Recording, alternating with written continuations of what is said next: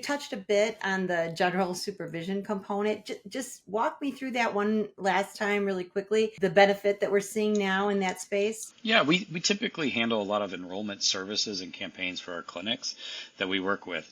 It's hard to scale these programs, and you're only seeing so many patients at a time each day that for potential enrollments into these services. But if we can have an outreach campaign that is coordinated and is scalable and that can enroll a lot of patients in a short amount of time, that's going to add to the overall success of these programs. A lot of times our outreach campaigns we're trying to reach patients that aren't coming into the physical clinic on a regular basis. These are usually the patients that need our services the most.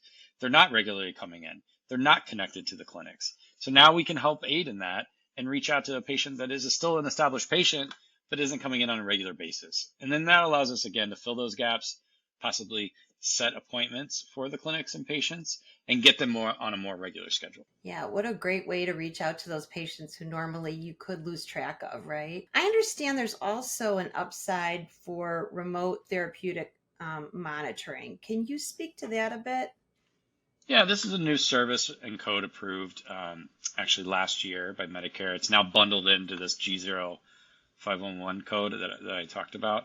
And we're seeing that mainly with medication management and seeing how patients are responding to those therapeutics over time.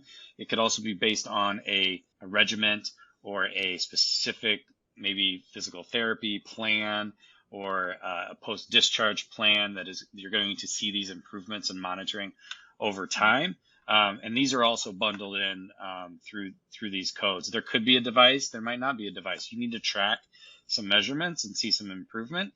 And we are personally seeing it more in medication management and adherence than any of the other services, but it's still a pretty broad code as well. Well, that's good news for people to keep in touch and and keep track of their vitals during those therapies.